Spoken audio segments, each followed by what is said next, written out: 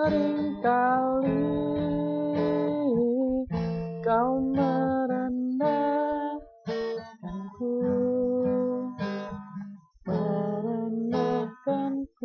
melihat dengan sebelah matamu.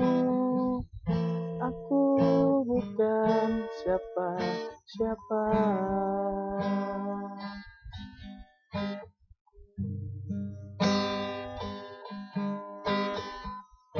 Selalu saja kau anggapku lemah, merasa hebat dengan yang kau punya. Kau sombongkan itu semua.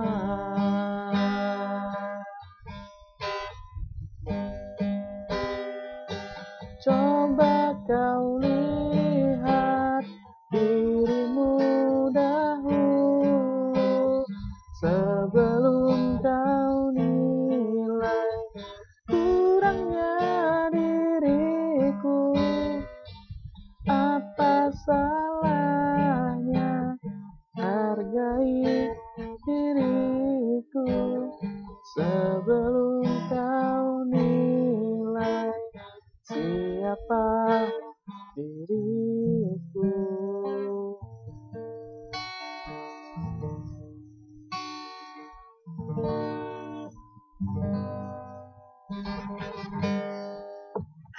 Oke, kita ketemu lagi di jilid 2. Assalamualaikum warahmatullahi wabarakatuh. Selamat pagi, salam sejahtera untuk kita semua. Om Swastiastu, Namo Buddhaya, salam kebajikan.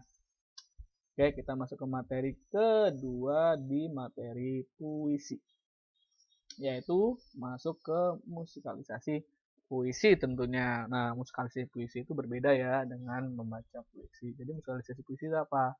Musikalisasi puisi adalah membuat puisi yang sudah ada, lalu kita musikalisasikan, kita tambahkan tune di dalamnya. Nah, tune di sini atau bisa kita katakan adalah lagu ya, not di sini ya. Jadi musikalisasi puisi itu ada 3 jenis.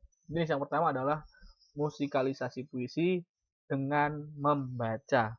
Jadi ada sebuah lagu yang kalian bisa cari lagunya di YouTube, instrumen-instrumen, lalu lagu itu diputar, lalu Anda membaca puisi.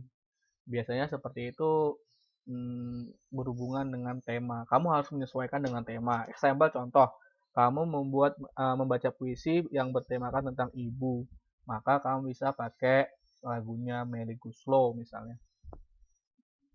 Kayak mana tuh ya?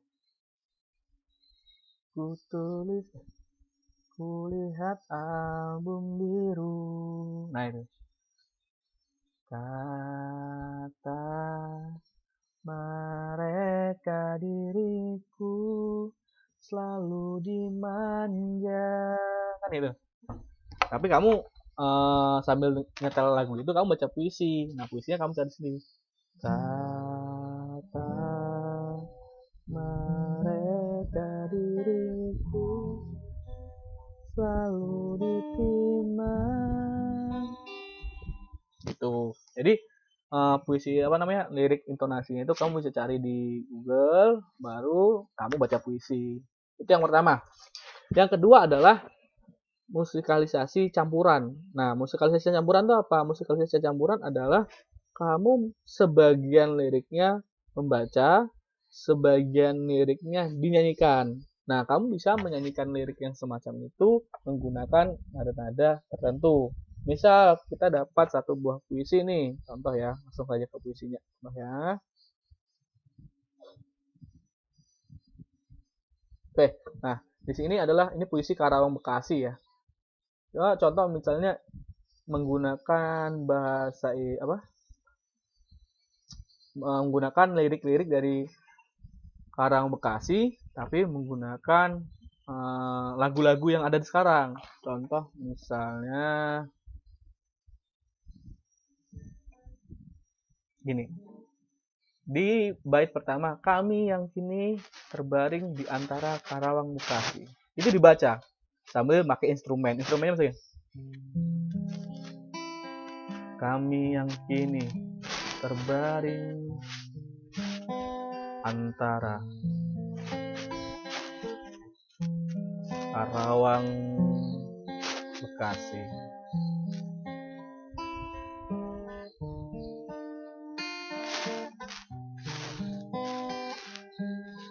Tidak bisa teriak merdeka dan angkat senjata lagi. Tapi siapakah yang tidak lagi mendengar deru kami? Terbayang kami maju dan menekap hati. Nah, itu gitu. Itu contoh misalnya menggunakan instrumen yang pertama, yaitu ada instrumen atau kamu bisa main piano, bisa main biola, bisa main apapun alat musik, tapi kamu tetap membaca. Saya rasa tadi bacaan puisinya nggak begitu bagus, cuman yang jelas saya ingin menjelaskan bagaimana caranya membuat seperti itu sih. Yang kedua adalah campuran. Campuran apa? Campuran tadi awal membaca, tapi sudah masuk ke bait kedua, itu kamu jadikan suatu nyanyian. Contoh, masuk sini. Kami bicara padamu dalam hening di malam sepi. Jika ada rasa hampa dan jam dinding kami. Nah, karena kesulitan dalam pembuatan materi menyanyikan teks puisi itu, kamu bisa mengganti atau kamu bisa menghilangkan salah satu kata-katanya. Jadi nggak mesti harus semua kamu baca. Atau mau kebalikannya, di teks pertama kamu nyanyi, di teks kedua kamu baca, boleh. Kami yang kini terbaring di antara Karawang Bekasi. Nah, bisa juga, terserah mau yang nyanyi yang mana, mau yang baca yang mana. Atau kamu bisa pakai nada-nada orang. Contoh misalnya lagunya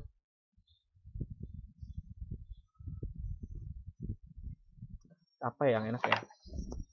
Misal lagunya ini kan karena lagu ini lagu-lagu slow ya, lagu-lagu slow kamu harus cari lagu-lagu yang slow. Misal Peter Pan. Apa? Oh, lagunya Kangen Band kayaknya.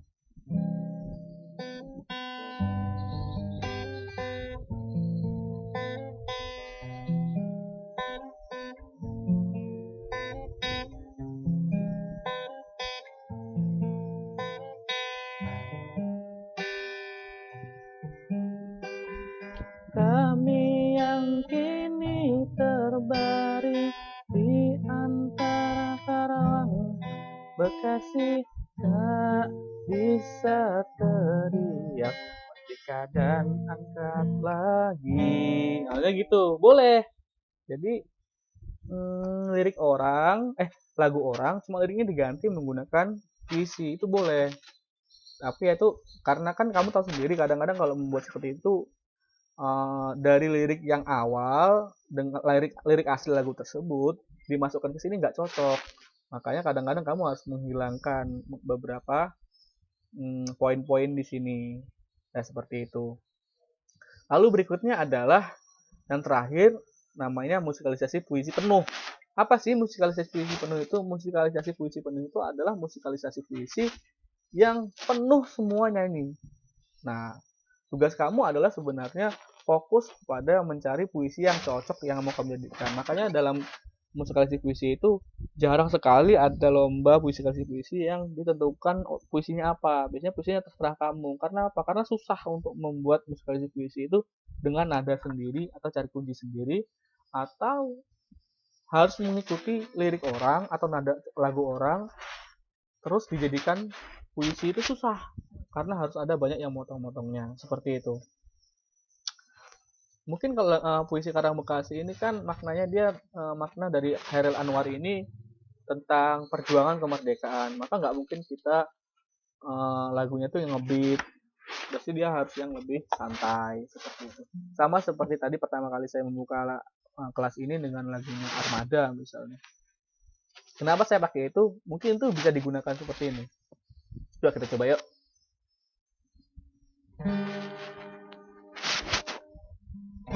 Kami di sini antara Karang Bekasi. Nah gitu. Bisa kan Kerawang. Kadang kita bilang Karawang jadi Kerawang karena sudah. Saya ulangi. Kami yang kini terbaring tawang Bekasi.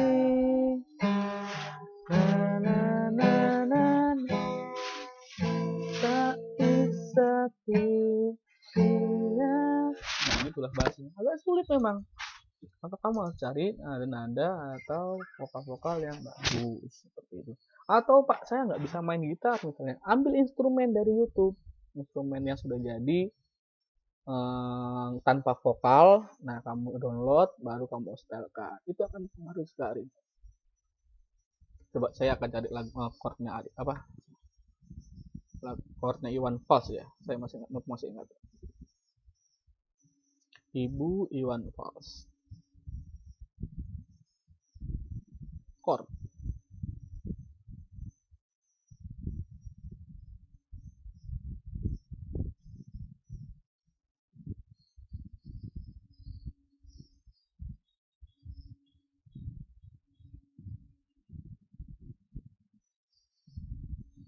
Ini ada salah satu lagu yang enak sih sebenarnya. Nah, tinggal kita coba ya.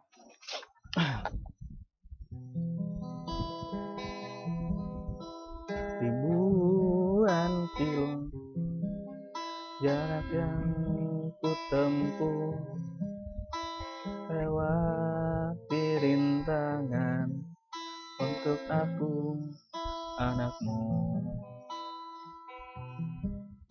seperti udara kasih yang engkau berikan tak mampu membalas ibu. Nah, kan kalau di aslinya seperti udara kasih yang engkau berikan. Nah, ganti. Misal aslinya seperti kita ganti misalnya. Coba yang mana? Jika dada rasa hampa. Nah, jika dada rasa hampa dan jam dinding yang tak bergerak. Nah, saya gitu.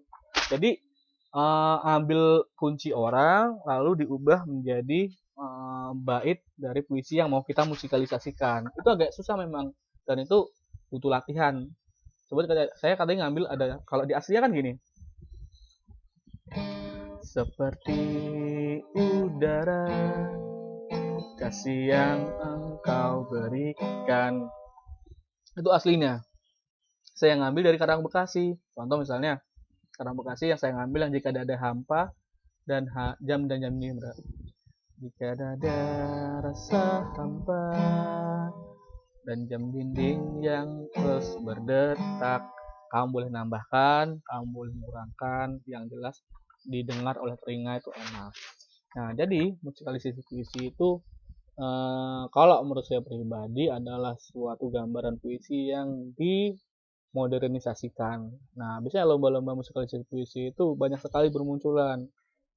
Ada baca puisi, ada musikalisasi. Yang bisa membedakan adalah pada saat kamu lomba baca puisi, maka kamu hanya membaca tanpa perlu iringan-iringan musik. Sedangkan kalau musikalisasi puisi, kamu diiringi oleh musik. Seperti itu. Berikutnya, nah saya mau bahas dulu tentang puisi. Jadi puisi itu kalau pada saat kamu lomba membaca puisi, maka kamu harus menghafal puisinya. Menghafal puisinya. Maaf, kebalik. Kamu harus membawa teks. Jadi teksnya itu berupa kertas. Nah, walaupun kamu menghafal puisinya, kamu boleh membacanya. Karena namanya baca ya. Membaca itu kan berarti kita melihat teks. Nah, sedangkan kalau tanpa teks atau hafal, misalnya seperti saya hafal puisinya, lalu saya bacakan dengan menggunakan gaya-gaya tangan dan intonasi segala macam. Itu disebut dengan deklamasi. Jadi berbeda. Jadi deklamasi itu membaca puisi tanpa teks, sedangkan kalau ada teksnya itu namanya membaca puisi. Nah, itu yang pertama. Next yang berikutnya adalah musikalisasi puisi. Jadi kalau sudah musikalisasi puisi, menambahkan iringan not musik dalam bacaan puisi kita. Nah, jadi boleh juga seperti tadi yang pertama. Jadi puisi jenis dari musikalisasi puisi yang pertama adalah iringan. Nah, iringan apa? Mengiringkan sebuah lagu dalam sebuah puisi. Jadi misalnya kayak tadi tuh lagu Ibu. Ibu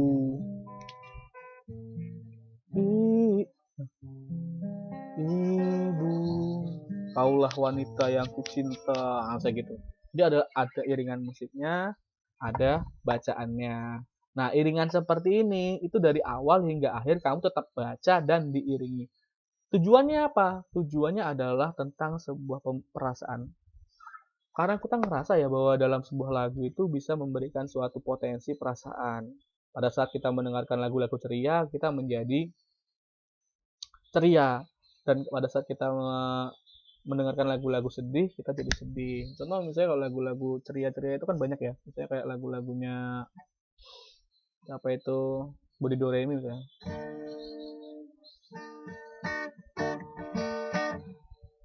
Wah, aduh duduh, aku percaya. Oh, lah. Aduh duduh, aku percaya. Kali ini ku pasti bisa. Ku tanya, ada yang salah? Jelas ini luar biasa. Hal yang paling tidak mudah itu bicara. Mereka menganggap selalu jadi masalah. Ketika kau mulai bisa menikmati hari-hari tanpamu di sini, doakan ku harus pergi, relakan aku di sini. Misalnya aku kan pulang, pastikan kau tetap menunggu. Soal cinta luar biasa, lama-lama aku gila. Nah gitu. Jadi musik dengan iringan seperti itu tidak bisa digunakan untuk baca puisi yang sedih. Jadi kamu harus fokus betul. Kamu baca puisi tentang apa nih? Kalau puisi merdeka, kamu harus cari lagu-lagu yang iringan musiknya ngebeatnya tinggi. Misalnya, Garuda di dadaku. Tapi ingat ya, pada saat kamu baca puisi instrumen seperti itu, boleh ada suaranya dari penyanyinya, tapi jangan sampai suaramu kalah sama instrumennya. Jadi instrumennya itu kalau bisa direndahkan saja, hanya sebagai pengiring. Itu namanya musikalisasi iringan. Next yang berikutnya adalah musikalisasi campuran. Saya sudah jelaskan tadi. Jadi di yang pertama ada nggak semua bait itu kamu nyanyikan. Ada setengah bait kamu bacakan, setengah bait kamu nyanyikan. Misalnya gitu. Contohnya misalnya kayak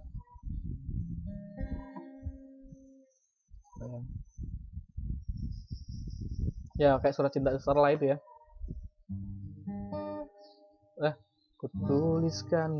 Kutuliskan sebuah kenangan tentang bagaimana aku bertemu dirimu. Nah, itu dibaca misalnya. Tentang apa yang tak mudah berikan hatiku padamu. Baru nyanyi. Takkan habis sejuta lagu untuk menceritakan cantikmu. Nah, gitu. Jadi ada setengah yang dibaca, setengah yang nyanyi, gitu. Dan yang terakhir adalah fokus semuanya dinyanyikan.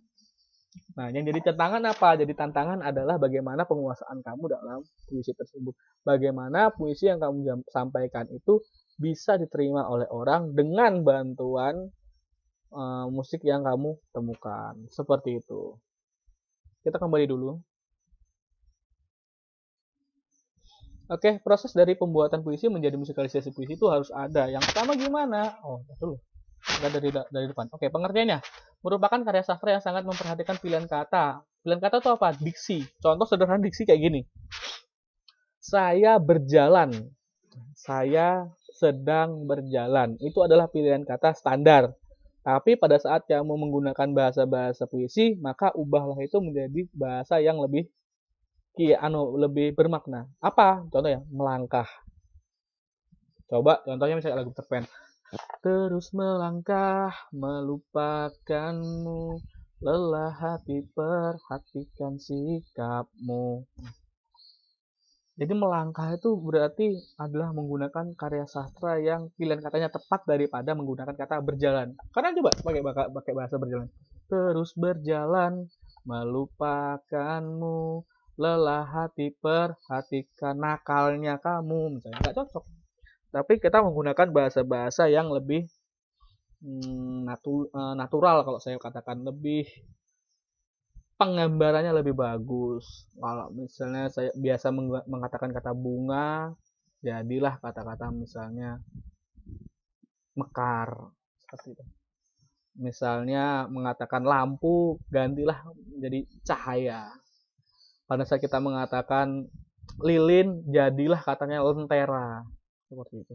Jadi bahasanya lebih ke kias. Next, berikutnya adalah merupakan bentuk karya sastra yang bersifat konservatif. Konservatif itu apa? Konservatif itu seperti kayak kita ngambil dari bahasa istilah bahasa Latin, konservatif. Dia lebih ke kita nggak sembarangan gitu. Kita harus cek dulu cocok apa enggak. Ya seperti kayak penelitian gitulah. Kita cocok nggak sih puisi ini kita jadikan lagu ini. Jadi nggak main masuk asal belak-belakan gitu aja. Kita harus lihat estetikanya dulu, masuk apa enggak. Sebagai karya seni itu, puisi itu harus puitis tentunya. Puitis itu apa? Puitis itu adalah sesuatu yang bermakna dalam. Itu.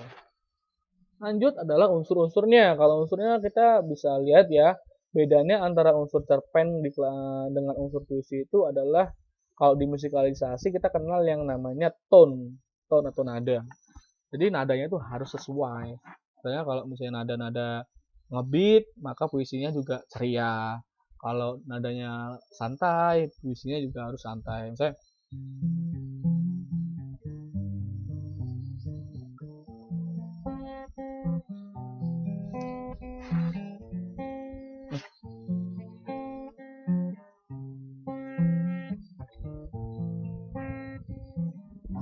nah gitu. Jadi tone-nya itu dikerjain. Sama nggak? Kita membawakan puisi apa nih? Oh, puisi kita puisinya sedih misalnya. Jangan kamu pakai lagu-lagu ceria-ceria. Atau menggunakan lagu-lagu yang kalau saya rasa sih kalau yang sedih-sedih itu kamu bisa pakai tone-nya, instrumennya E-beat gitu, enak.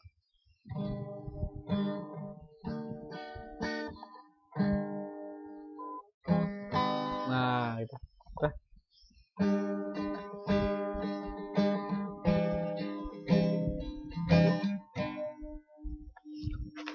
Coba kita lihat misalnya nggak mesti juga ya musikalisasi puisi itu harus menggunakan puisi-puisi yang sedih. Ada juga yang ngebeatnya tuh nggak begitu kencang, tapi pembawaannya jadi ceria. Seperti kayak kalau lagunya Ceylon Seven itu Anugerah Terindah Yang Kumiliki itu, dia cuma dua kunci ya, cuma G sama C, tapi masuknya tuh enak gitu.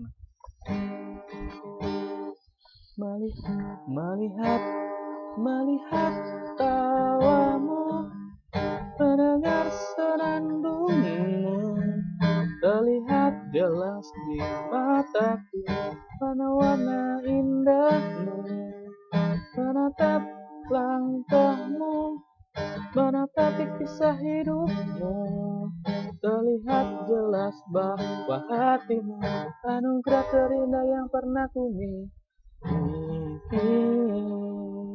Jadi dari awal sampai akhir gitu aja, tapi tone-nya masuk gitu.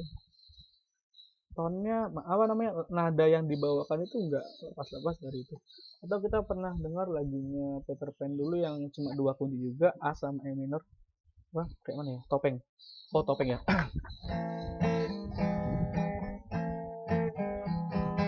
Nah, gini dia. Apa? Pikiranku tak dapat terbang, kaki di kepala, kepala di kaki. Pikiranku tak mudah menyadari siapa yang harus dan tak harus ku cari, tetapi tak dapat ku mengata, dapat ku mengerti. Nah, jadi dari awal sampai akhir gitu terus. Atau CA 3 kunci, misalnya kayak topeng itu. Tapi buka dulu toh, tapi buka dulu toh, topengmu. Gitu. Jadi 3 kunci gitu ya. Nah, itu disebut dengan tone. Nah, kalau bisa, kalau kamu menggunakan musikalisasi, tone-nya jangan terlalu banyak. Tujuannya apa? Agar masuk gitu. Atau menggunakan tonton yang mudah. Tonton mudah tuh kayak lagu-lagunya Rasa Sayange itu mudah. Terus lagu-lagunya kayak lagu-lagu Indonesia udah. Berkibarlah bendera, berkibarlah benderaku, rasa suci gagah perwira. Nah, gitu. Jadi kuncinya nggak begitu banyak. Next, berikutnya adalah dari unsur S ya. Dari X itu apa? In artinya di dalam, unsur in itu di dalam, unsur extrinsic itu di luar. Kita bisa ngeliat dari latar belakang penulisnya. Jadi kamu harus tahu dulu penulisnya itu seperti apa latar belakangnya. Contoh misalnya latar belakang penulis dari sebuah lagu. Contoh misalnya lagu Ceylon Seven. Ceylon Seven itu muncul bandnya di mana? Oh, di Jogja. Berarti rata-rata orang-orang sana latar belakang penulisnya adalah mahasiswa seperti itu. Atau misalnya Ebit GAD. Ebit GAD itu di mana? Oh, latar belakangnya ternyata dia orang kampung. Makanya lagu-lagunya Ebit itu berhubungan dengan sawah, dengan kehidupan kehidupan latar belakang dari penulisnya. Bapak pernah dengar lagu tentang Gaza itu? Bapak agak sedih juga itu pernah dengar lagunya. Itu kan tentang latar belakang penulis dari sebuah lirik dari baitnya itu adalah tentang pertempuran di Gaza. We will not go down into night. Nah, itu kan. Jadi ceritakan tentang seorang anak laki-laki yang dia tuh tidur dengan diiringi oleh tembakan-tembakan peluru. Luar biasa itu. Kadang-kadang saya mau nangis dengar ceritanya itu. Bagus banget. Jadi latar belakang itu pengaruh juga. Baru latar belakang sosial budayanya. Coba kita lihat sekarang lagu-lagu Thailand ya. Lagu-lagu Thailand yang masuk di Indonesia itu kadang-kadang nggak masuk akal. Bahasanya aneh. Dan kita nggak bisa nerima. Tapi itu banyak jadi bahan lelucon dan candaan buat orang-orang di Indonesia. Seperti itu. Ya sama, mungkin mereka juga menganggapnya hal seperti itu kalau lagu-lagu Indonesia. Berikutnya, musikalisasi. Musikalisasi bisa dikatakan putus singing atau tembak tinting. Atau ada juga yang orang bilang kan musik puisi. Atau ada yang juga bilang katanya musikalisasi syair. Semuanya sama sebenarnya. Intinya semuanya fokusnya sama, yaitu memusikkan sebuah puisi. Musikalisasi puisi merupakan suatu kegiatan penciptaan musik berdasarkan sebuah puisi sehingga pesan yang ada dalam puisi tersebut makin jelas maknanya. Gitu. 3 anak kecil berkelana dengan waktu. Nggak salah gitu. Nah, itu lagunya Iwan Fals.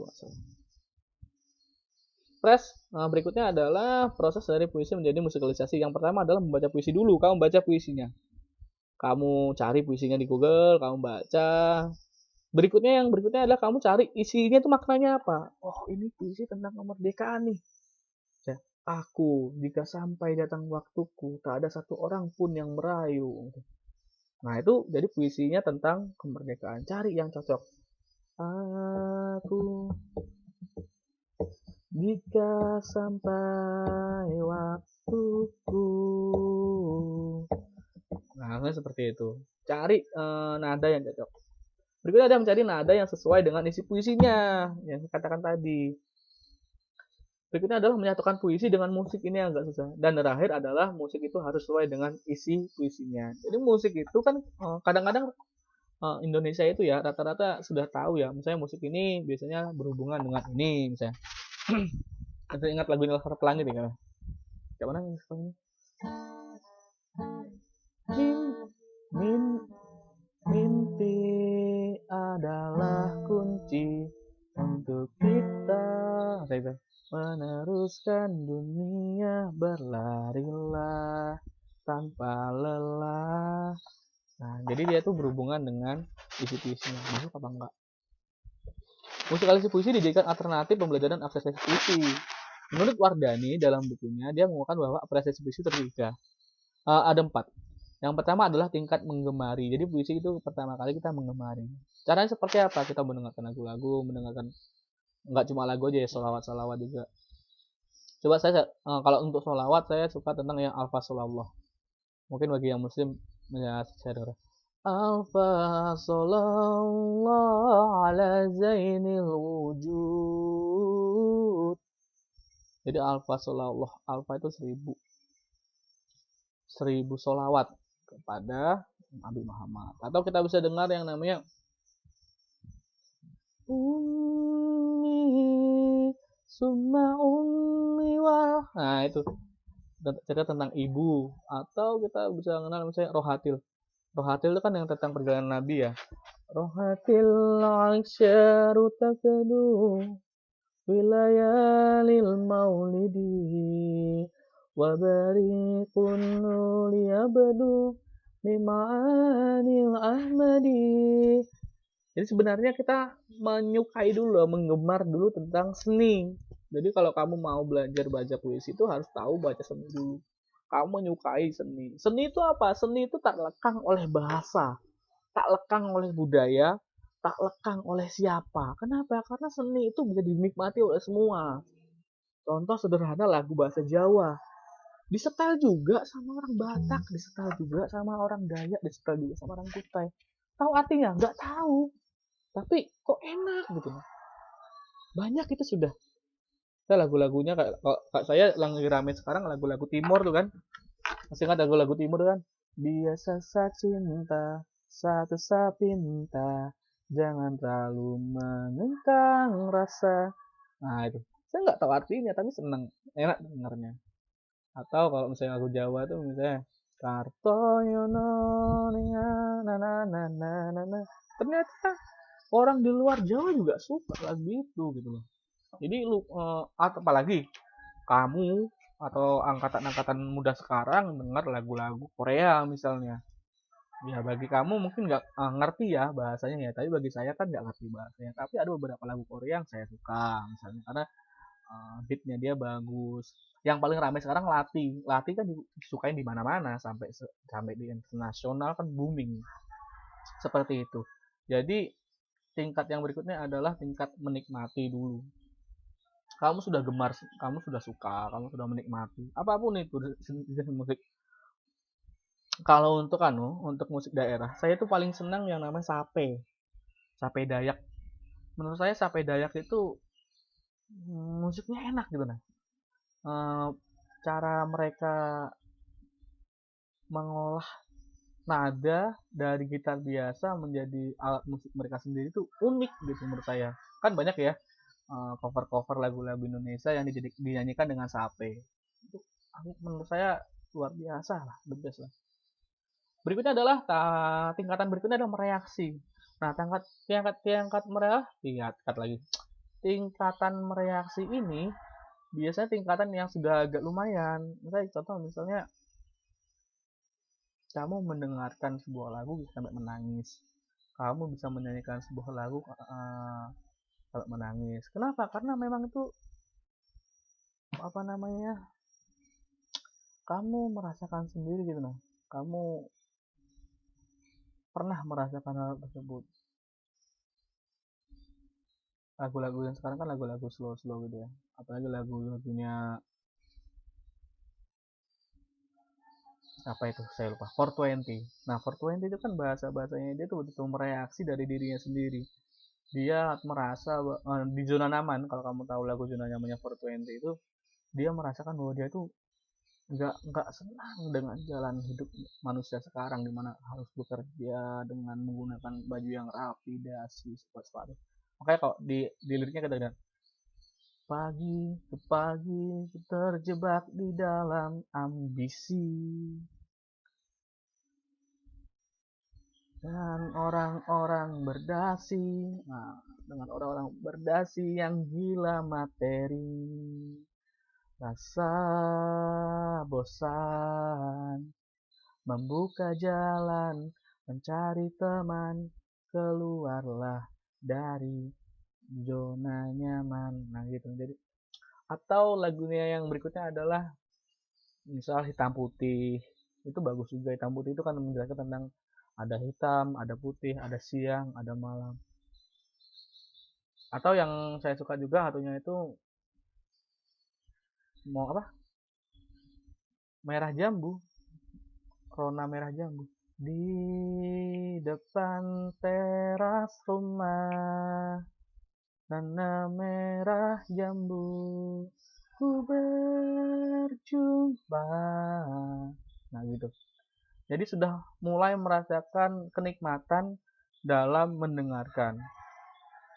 Kenikmatan dalam mendengar penyanyian. Berikutnya yang terakhir adalah tingkatan produktif. Apa tingkatan produktif itu? Tingkatan untuk menciptakan. Jadi kamu sudah ngerasa gitu. Sebenarnya kalian ini sudah produktif kok menurut saya. Gimana Anda bisa mengekspresikan apa yang kalian rasakan dalam bentuk tarian ataupun nyanyian. Contoh sudah hobi TikTok segala macam. Itu sebenarnya kan ekspresi diri ya. Ingin menggambarkan ini aku loh. Aku ini anak muda. Kalau yang cewek, aku ini cantik. Aku ini ada kalau kita lihat di TikTok tuh ya, ada aku keturunan ini, lahir di sini, umur segini, hobinya ini, misalnya gitu. Nggak cuma tentang nari menari segala macam. Aku ini hobi, aku ini bebas, aku ini ingin ingin orang tahu semua tentang aku. Aku tinggal di sini, aku suka ini dan segala macam segala macam. Itu sudah lari ke sebenarnya tingkatan produktif, di mana kita bisa mengekspresikan apa yang kita rasakan ke dalam bentuk apapun. Karena tingkat ekspresi manusia itu berbeda-beda. Ada ekspresi manusia itu yang hanya sekedar senyum, udah. Ada yang harus bisa teriak-teriak, ada yang harus bisa vokal ke depan umum dan segala macamnya. Nah, jadi kalau dalam musikalisasi menurut saya pribadi ada cara ampuh kamu untuk mengekspresikan diri kamu. Minimal belajar public speaking atau berbicara di depan umum. Karena nggak semua orang tuh bisa berbicara dengan orang di depan umum. Apakah Pak saya ini orangnya pendiam dari kecil Pak? Apakah saya bisa baca puisi di depan kamera dan segala macam? Nggak ada. Pendiam dan nggak pendiam itu bukan karakter menurut saya. Pendiam dan banyak bicara itu adalah suatu tantangan atau adalah suatu harapan ke depan. Banyak kok orang yang pendiam itu bisa berbicara karena berbicara itu bukan suatu karakter ya. Berbicara di depan umum itu adalah suatu kebutuhan di mana kamu harus bisa berbicara dengan orang lain. Minimal apalagi kamu nanti seorang laki-laki, kamu jadi kepala keluarga. Bagaimana kamu nggak bisa berbicara di depan umum? Dia harus. Pengajaran sastra yang memadai yaitu memberikan pengetahuan dan menambahkan apresiasi. Peran-peran puisi ada tiga sebenarnya. Yang pertama ada dasar penciptaan. Penciptaan apa? Penciptaan perasaan yang ingin diwakilkan pada orang lain. Contoh sederhana. Di depan dua orang yang sama, lalu mereka berdua itu ingin berkomunikasi. Si A cowok, si B cewek. Akhirnya mereka berkomunikasi. Nah, komunikasinya ada dua. Apa itu? Verbal dan non-verbal. Tapi tidak semua orang bisa berkomunikasi secara verbal dengan baik. Takut salah ngomong, takut dia nanti nggak sesuai dengan kita, diajak bercanda nanti marah. Maka muncul yang namanya komunikasi non-verbal berupa dasar penciptaan. Dimana pada saat kamu bilang, contoh seperti gini, saya bertemu dengan istri saya sebelum saya menikah misalnya. Lalu saya ingin menikah dengan istri saya. Ada beda caranya. Cara yang pertama ada verbal, langsung saya ngomong. Sayang, saya mau nikah sama kamu, kamu mau nggak nikah sama saya? Seperti ini. Itu kan dasar verbal ya. Dasar langsung ngomong gitu ya. Tapi kadang-kadang orang nggak ada yang bisa gitu karena gemetaran. Maka ada yang namanya di chat pakai WA dan segala macam atau menuliskan sebuah tulisan lalu pesan itu di-upload ke media sosial Instagram atau Facebook agar orang yang membacanya tahu bahwa dia sedang merasakan hal tersebut. Nah, dikirim WA ke pacarnya atau segala macam atau ke calon istrinya. Atau menggunakan komunikasi antar seni. Nah, antar seni ini seperti apa? Menggunakan komunikasi antar lagu. Contoh sederhana, misalnya ada yang ingin melamar kekasihnya, maka dengar pakai nggak perlu nggak perlu ngomong, pakai nyanyian gitu.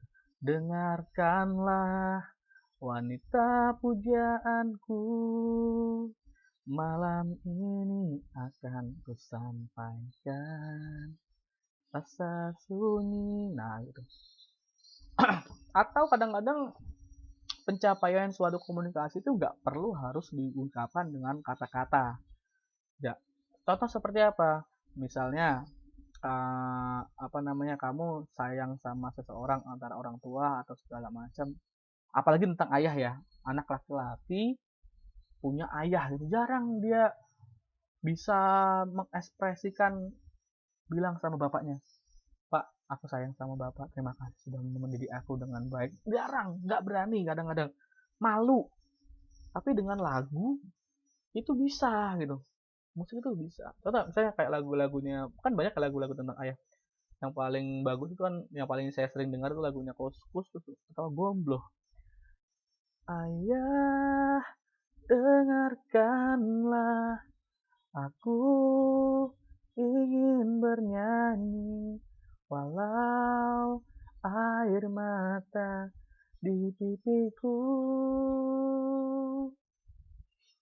Ayah, dengarkanlah, aku ingin berjumpa, walau hanya dalam mimpi.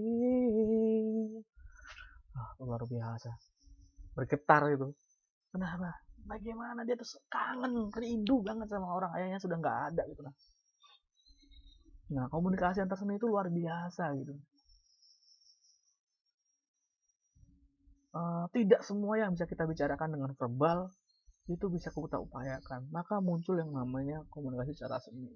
Nah, komunikasi secara seni salah satunya adalah puisi dan lagu. Berikutnya sebagai bahan apresiasi. Nah, bahan apresiasi itu apa? Bahan apresiasi kita. Aku nih karakternya gini loh. Aku nih nggak suka ngomong loh. Tapi aku ingin ngeritik orang deh.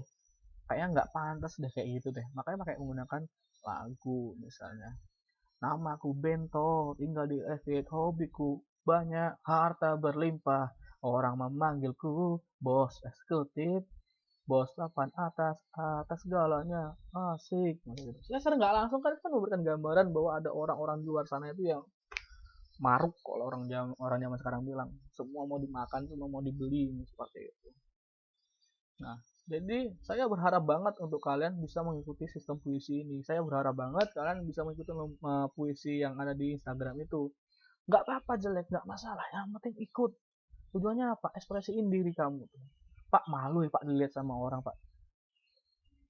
Mau sampai kapan kamu bisa terkurung dalam suatu kerangka kura-kura? Mau sampai kapan kamu ditempurung terus ini?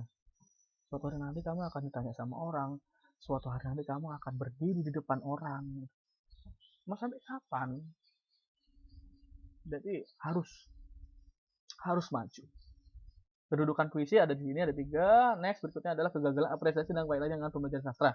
Sebagai pengajar melakukan 2 prinsip, yaitu pengajar mengajar dengan puisi-puisi yang panjang, tidak menerka pendengaran secara emosional. Maksudnya apa? Tidak terlalu keras sama siswa. Seorang guru untuk mengajarkan puisi itu nggak boleh keras. Tapi apa? Nggak boleh mendoktrin. Kamu harus pakai puisi A.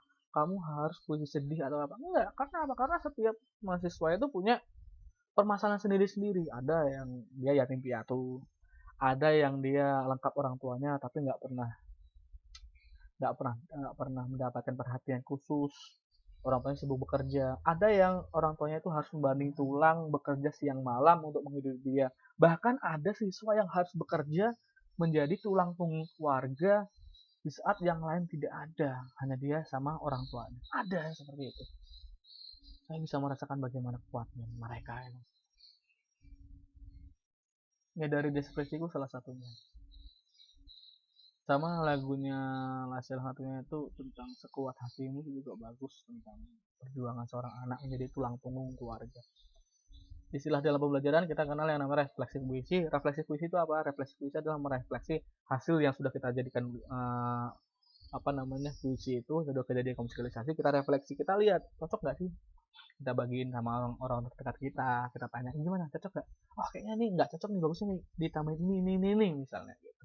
Saya jadi ingat kata-kata sahabat saya dalam menulis cerpen ataupun menciptakan lagu ataupun menulis sebuah puisi. Dia katakan sendiri sama saya, karya itu adalah suatu anak. Kenapa? Karena kita melahirkan suatu karya yang baru misalnya. Anggaplah itu seperti anakmu sendiri. Kamu melahirkan suatu karya. Dan kamu jangan takut, katanya. Karya itu akan menemukan penikmatnya sendiri. Nah, itu memang kenyataan. Contoh sederhana, ada orang yang hobinya itu nonton dengerin lagu dangdut aja. Ada orang itu hobi dengerin lagu pop aja. Bahkan ada orang-orang itu ngikutin arusnya pakai lagu-lagu K-pop, ikut K-pop. Zaman-zaman lagu India, zaman-zaman lagu ska, reggae, ikut reggae. Nah itu, jadi semua itu sebuah karya akan menemukan pecintanya sendiri. Jadi kamu jangan takut. Mungkin kamu anggap uh, kamu berbicara di depan umum kamu jelek ya, tapi kan akan menemukan pecintanya sendiri. Akan ada orang yang mengagumi cara kamu berekspresi. Minimal mereka akan mengagumi kamu karena kamu berani berbicara di depan umum. Karena mereka sendiri nggak berani gitu. Atau puisi yang dimusikalisasikan ini sudah tadi saya. Oke, untuk materi saya hari ini saya rasa sudah sampai ke sini dulu untuk musikalisasi.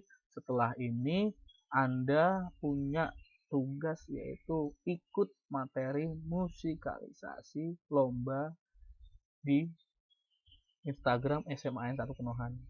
Buat sebisanya, nggak bisa pakai iringan musik, baca aja.